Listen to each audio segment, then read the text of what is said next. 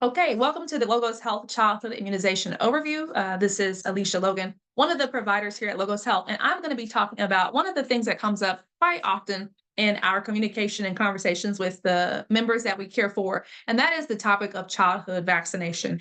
We are a practice of medical freedom, which means we do not force or mandate anything. Really, we are here to help provide information and context and answer questions that you have. So, this is a great place to start. This information is by no means exhaustive. This is really just meant to help to introduce the topic and provide some, general guidance for decision making. Okay, so without further ado, we'll get started. Next thing I wanted to point out is the routine immunization schedule. So this is pretty familiar, should be pretty familiar to most parents. This is the schedule that is followed by and large by most medical practices, pediatric and family practices, starting with birth. Most children, before they are released from the hospital, will receive the hepatitis B vaccine at birth before they are even discharged. And then, sometime between that discharge and 2 months, they'll receive a second hepatitis B vaccine. And so, what we're going to go through each of these diseases, each of these illnesses, ailments. We'll talk about some of the history of the individual vaccine. We'll also discuss what would happen if everybody stopped getting all of these, because I think a lot of the concern that parent or hesitancy that parents have is the fear mongering associated with, oh my goodness, if I stop or if I don't make this decision, am I going to be the cause of some sort of epidemic? And so I want to provide some guidance and reassurance for that. But this is the schedule that most providers follow, that is most recommended by most medical practices in this country. And I want to start with looking at just a few things. Firstly, being that you can see here that the ages across the top are when most children will receive these vaccinations. And so, by and large, at the 2 month visit, the child will receive the hepatitis B vaccine, RV, which is rotavirus, DTaP, HIB, PCV13, and then IPV, which is the inactivated polio virus. And so that's a lot all at one time. So, one of the other things we'll discuss are for parents that are not necessarily vaccine averse, but maybe vaccine hesitant and want to try or offer a different schedule, what that might look like for them. So just keep that in mind as we go through this. Here is something that is often brought up. And so I would definitely fall in that category over on the left. So one of the things that is commonly mentioned by parents is that the schedule has largely increased over the past 30, 40 years. In fact, those of us in our early 40s, late 30s will recall that our immunization record was nothing like what our children are seeing and are getting these days. And so the schedule has actually more than quadrupled for most kids. And now and the disease coverage has doubled. So instead of just protecting against DTaP, polio, MMR, and then the actual HIB coverage, now children are being vaccinated against hepatitis B. There's also the recommendation to vaccinate children against pneumonia, and then rotavirus has been added, as well as varicella. Another question that is commonly asked or brought up is, were these things that bad for us to begin with? So I can recall when I was growing up, nobody was vaccinated against chickenpox or varicella. People caught it and they were able to live with it and they were fine. And that most people was very rare that someone would pass away from a chickenpox infection. So that's another question that gets brought up. So we'll go and delve into this just a bit further here. So Dr. Sears, who is a pediatrician based out of California, has taken a lot of flack and been under a lot of pressure for this alternative schedule. I will be the first to say it was actually a patient that brought this schedule to me, and so this is an alternative schedule using Pediarix when penicillin is unavailable. And that is because of the aluminum content. So let me just say that by and large, the reason why there is so much hesitancy around vaccination is because of the large amount of aluminum that is contained within vaccines. In fact, it's not really a secret. You can ask for a copy of the vaccine insert at any point in time and read this directly from the manufacturer. There's also a concern that there is a correlation between this increase in the vaccine schedule and the rate or risk of autism. And there certainly is a correlation there, maybe not causation. Don't know that we can necessarily make that from the evidence. that is available to us. But certainly you can see that as we increase the number of vaccines, we also will see an increase in the rate of autism. Those of us that practice holistically know that autism can often be caused by really heavy metal overload to the brain. The other concern that I think is should be widely accepted, I don't think this should be a controversial fact, is that the liver of most infants is not able to metabolize a lot of the toxins and waste that we ingest it with. By and large, babies were made by God to develop immunity, acquire immunity from their mothers through breast milk. So there are also arguments that have been made in the past that we are seeing or have seen decline in the rate of breastfeeding, and then so that means that you have children that are more susceptible to acquiring certain types of infection. But by and large, for a newborn and an infant, their immunity and their immune system is largely built off of the immunity that they acquire from their mother's milk. Now, with saying that, again, Dr. Sears offered an alternative schedule for parents that did not want to overwhelm their child's delicate immune system by spacing out the vaccines, because the truth of the matter is there really has not been a large number of studies that have looked at the administration of multiple or combination vaccines. So I think that that is another argument that many scholars, researchers, and concerned parents will make is that there are not strong evidence-based studies that show any sort of number one trial, randomized control trial, or comparison between vaccinated and unvaccinated children, at a certain age range, but also administering these vaccines in this combination and the interaction that they have together. So, a more conservative approach for parents would be that they would space these vaccines out and that they would offer one or two at a time, allow their child's body a chance to metabolize, to process that individual vaccines, and then either several weeks or months later add on a second vaccine. So here is one suggested schedule that was presented by Dr. Bob Sears, and I have had parents that have opted to follow this schedule.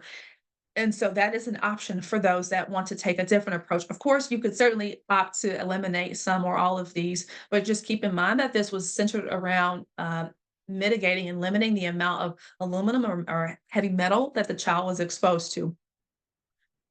Now, what would happen if too many people stop vaccinating? So let's just say I live in an area that is super crunchy and all the kids in our church or our neighborhood all stop vaccinating. Like, let's look at, I guess, some of the reality of what would happen. So here are some of the diseases that would not increase at all. Okay. So tetanus. Tetanus is not contagious.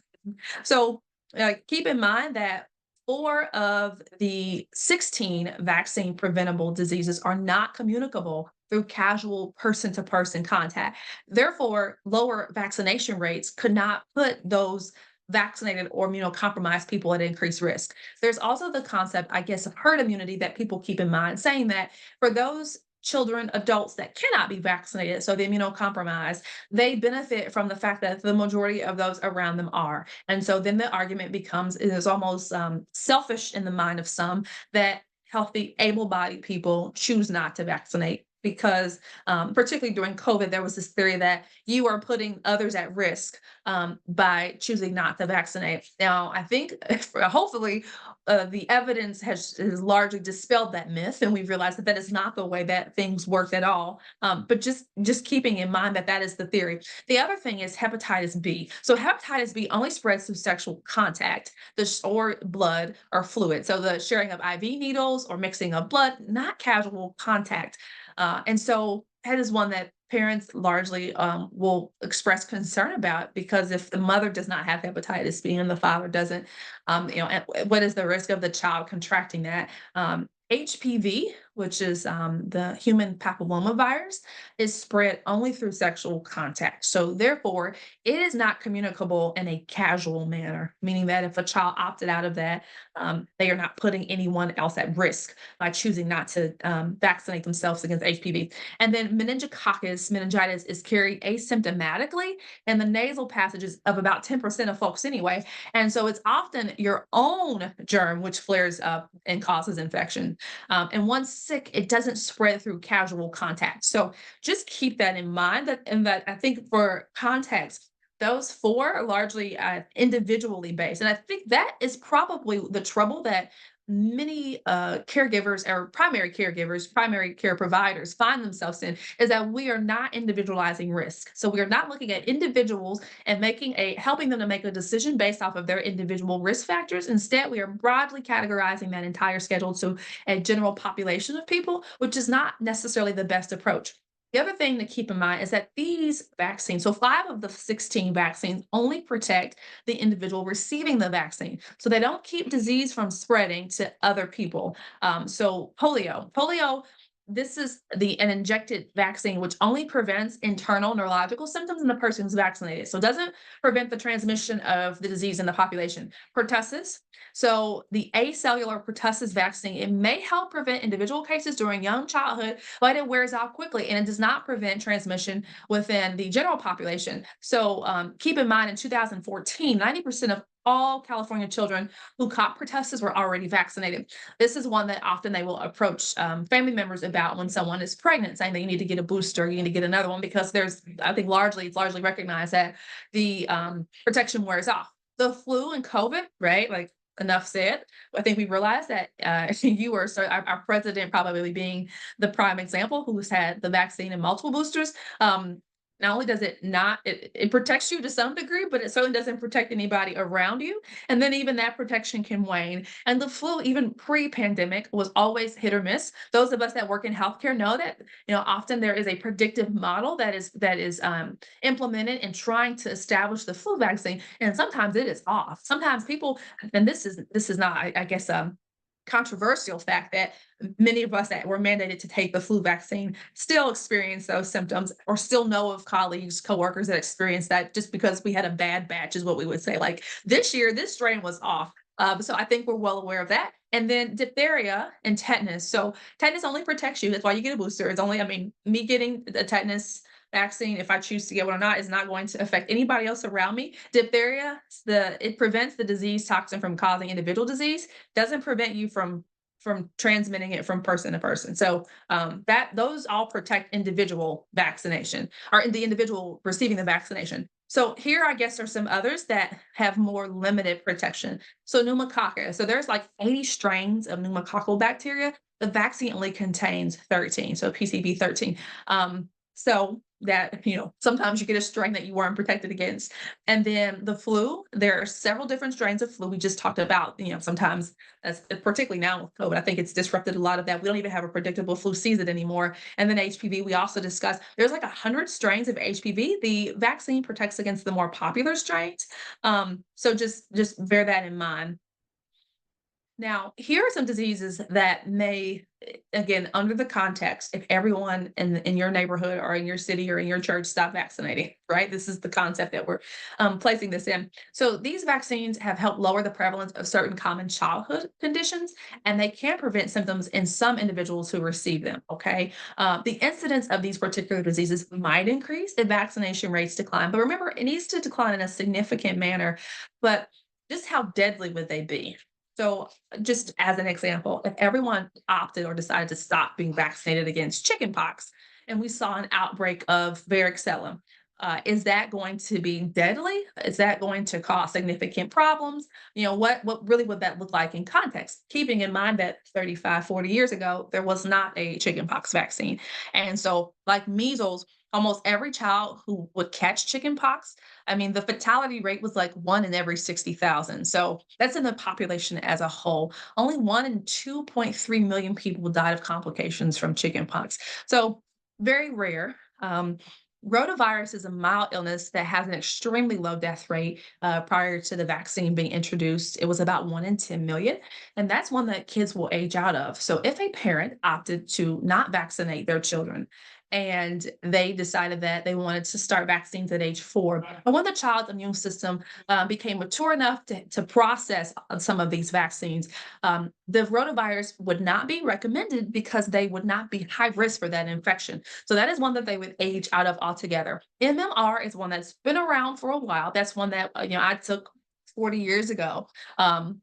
And so, in the several years preceding the introduction of the measles, so keep in mind, MMR is a combination, measles, mumps, rubella. That is how it is administered, is in that combination form. And so, Mumps is often one that people will remember because of the correlation with the testicular symptoms. So just bear in mind, and then also keeping in mind that the rubella, so widespread use of the rubella vaccine began in like 1969. At that time, the fatality rate from that was about 1 in 9 million. Okay, so the reason why the vaccine was actually introduced or recommended was that in pregnant women who caught the disease, it caused birth defects. So it was recommended that you take it as a child to prevent this birth defect as in births.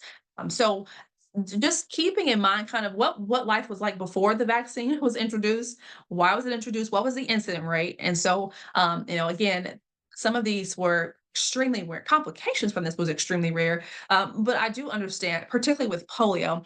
So the even though the injected polio vaccine does not prevent transmission between people, and therefore the illness would not increase if more people opted out of it.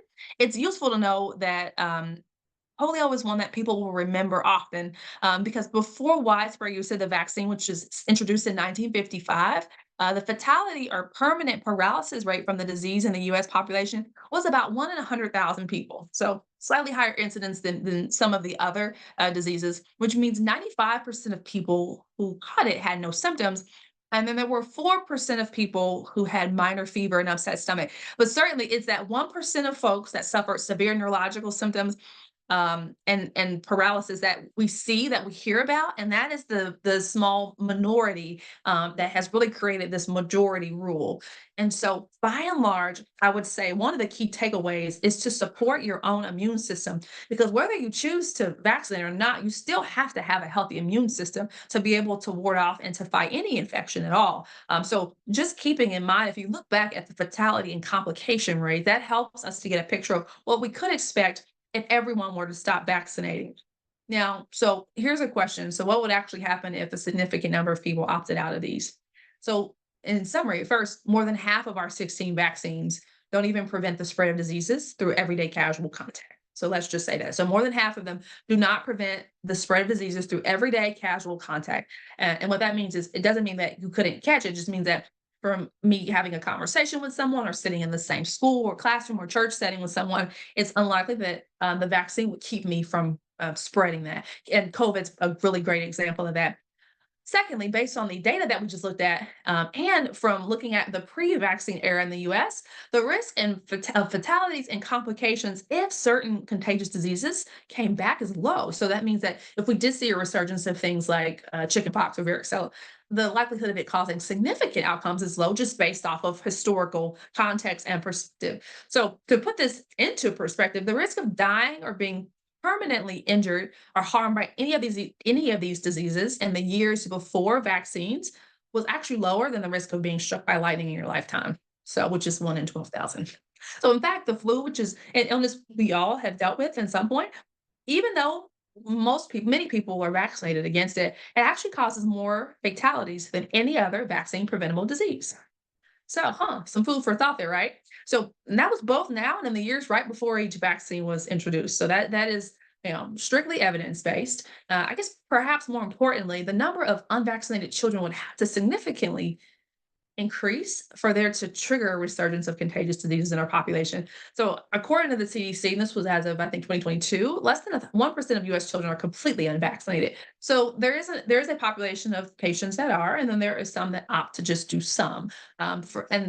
So for that reason, the risk of large disease outbreaks is not a realistic threat to Americans. I will tell you, in this day and age, a bigger risk of infection are the undocumented and illegal immigrants that are coming over our country's border and bringing in disease.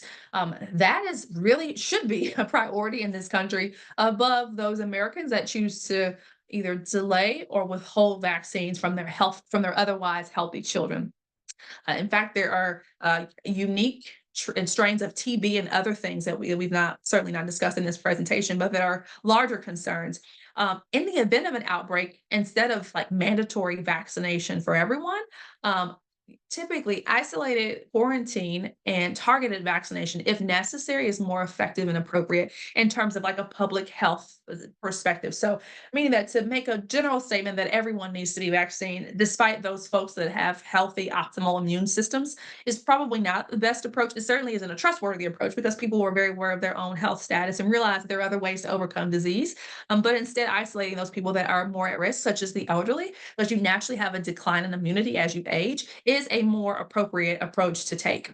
So here is another look at just some of the specific antigen, the age that the child gets the first dose, the number or the time span between doses, and then what happens if like you just stop? Like so if you interrupt that series and if you did not get a second dose of that particular vaccine at the suggested time frame, what would happen? So there's an overview of that. It's pretty in depth. I won't go through that in detail, but just for you to have point of reference, one of the things that I've done in my own practices over time is to help parents that are interested in vaccination and maybe they were not on schedule for whatever reason. It could be an immigrant that didn't come to this country until age 3 or 4. It could be a parent that electively opted out of vaccines. It's to sit down and realize, okay, if we started at age 4, you don't necessarily have to get everything that you missed from birth to age 4. We can really sit down and figure out, okay, you opted or aged out of these. These are the ones that are most important for you to have. So that's an individual conversation that I recommend that you have with your primary care provider. Donald Miller has an alternative schedule I just wanted to introduce here. So his theory is one that is, I will say, is pretty common or popular in the integrative health space, which is this idea of allowing the child's immune system to build and to develop and not introducing anything foreign into their bodies until they are old enough to be able to process that, either at age 2 or 4. So his approach is no vaccines until a child is age 2, no vaccines that contain thimerosal or mercury, no live vaccines at all, except for smallpox should it recur. And then these vaccines here should be given one at a time every 6 months, starting at age 2. So that's pertussis, the acellular form, not the whole cell, diphtheria, tetanus, and polio. And he recommends the Salk vaccine that's cultured in human cells. So that is an approach that some may choose to take. This is the alternative Dr. Sear schedule that we looked at before. So this is what that would look like from ages 2 months to ages 6 years old. So this is another option that some parents have to follow if they're going to choose to vaccinate early. And then there's also the idea of not vaccinating at all, right? Like, so some people will take that. There certainly are religious reasons for vaccination exemption that we did not get into today, and other personal reasons, like the use of aborted fetal cells and many of the developments of these vaccines. Just want to spend the last couple minutes talking about COVID, and then I will end this presentation. So let me just say, COVID was not harmless, the disease or the vaccine. It was unique in that this was the first of the mRNA-based vaccine technology that was introduced into to the general public. It was also unique in that the testing that normally takes place for most vaccines was circumvented and shortchanged because of the pandemic and because of the crises. Uh, I will say that, and this is not conspiracy, there were absolutely other evidence based treatments for COVID, which begs the question, was the vaccine necessary to begin with, right? Which begs another question, if it wasn't necessary, then why the push? I won't go down that rabbit hole, but I will just say that at Logos Health, we successfully treated many patients for COVID with no, and people that have been vaccine injured with no long-term complications. So some of the things that people saw that I think is now starting to make itself known, considering that people are now just recently being approved for Social Security disability and now able to actually apply for injury. So the vaccine makers by and large have immunity, but the people are actually able to apply for benefits if they have been injured. So Social Security disability benefits if they've been injured by either having long haulers, COVID, or the vaccines. And then there's of course the lawsuits against the organizations that mandate these in the first place. But Bell's palsy, menstrual changes, which is something they actually government ran a study on this, that there was a correlation between menstrual cycle changes, fertility related issues, and the administration of the COVID vaccine. And so the mRNA did not stay localized in the arm of administration like it was supposed to. It migrated and it was found, not only was it found in reproductive tissue, so semen was found in the near and around the ovaries, but also in breast milk. So there's a large study, and this is near and dear to me because I just had babies. So There was absolutely evidence to show that after a woman was vaccinated against COVID, is particularly in that initial, I think, 72-hour period, there was an increased risk of, and the mRNA vaccine was detected in her breast milk. So it was released in the mammary glands and then subsequently in the milk and that the child ingested. So again, something to be mindful of. I know often myself and our patients will receive donor breast milk. So if that's something that's important to you, that your child not receive that, that's a good question to ask. And then, of course, as I mentioned, long haulers. So the long-term fatigue, brain fog, respiratory issues, all those symptoms that happen as a result of COVID.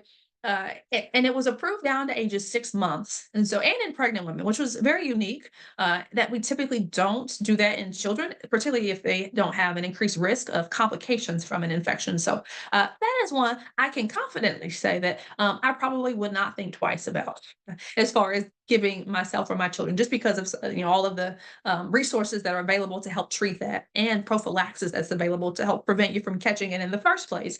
By and large, myocarditis, we saw a number of young, famous and infamous, athletes that were collapsing, and young males specifically between the ages of 12 and 29. And that was because the Pfizer and Moderna vaccines were and have been associated with an increased risk of myocarditis and pericarditis.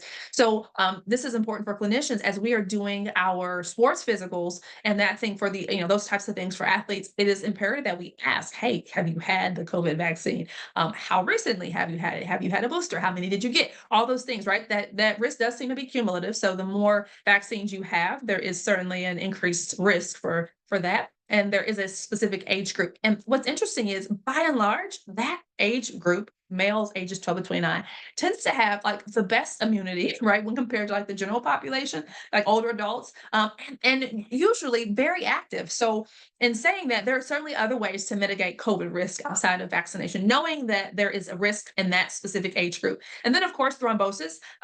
It has been the COVID vaccine has been dubbed the clot shock, because essentially that is what happens. That was a sequela of events that happened even with COVID, but specifically with the vaccines, that it creates a hypercoagulable state, and it makes that individual more susceptible to clots. Anaphylaxis, which is a side effect of many vaccines, right? Like someone that has an anaphylactic reaction. But then Guillain-Barré also was something that many folks cited. So those cases are out there. That was more commonly reported in the J&J vaccine, which was taken off of the market. So definitely wanted to throw that out there and mention that. In summary, if you came to this presentation, or if you were listening with the hopes and intent of someone instructing or guiding you how to make a decision for your child, I would say number one, start with prayer. Pray about what is going to be the best decision for your family. Also pray about the original design of our bodies to begin with. What did God design our bodies to do? And if specific infections or diseases were going to wipe out large populations of people, then why and how did they do that? Also, benefit and risk is something that we usually consistently look at with any sort of treatment modality. So, in saying that, if I take this, what's the benefit of taking it, and does the benefit of taking it outweigh the risk of me actually, contracting or, having the actual disease? So that is what is important. That's an important approach. So once you pray about it, review this, talk to, both parents should have a collective conversation about it. Then the next approach would be, well, if we are going to make a decision to not vaccinate, are we in a place where we feel like our decisions are going to be supported? So are we in a medically safe place where we won't feel like we have to be pestered to make a decision? If we decide that we do want to do an alternative route, am I able to ask questions along the way? So I recommend watching this, writing down questions, bringing those questions to your provider for more conversation. But I would say there isn't a right or wrong answer. I won't come out and give a blanket answer, because I think that is the wrong way to approach this. I think it has to be an individual decision. Let me also just throw this out there, because this comes up. Parents that are staying at home with children that are breastfeeding for the first 1 to 2 years of that child's life, the child is not going to any sort of daycare or childcare outside of the home. That is a much different picture, right? Than a child that is placed in daycare at age 6 weeks and is surrounded by children that are being vaccinated and potentially shedding that vaccine, right? So different, and the mom is formula feeding for whatever reason. So I think you need to look at all those facts, like where's my child going to be? What other immune support are they getting, either through breast milk or through supplements, or what else am I doing to help support that child? And what is the risk of exposure, like, outside of my home? So I hope that was helpful to you. We are here to answer any questions that you have, and take care.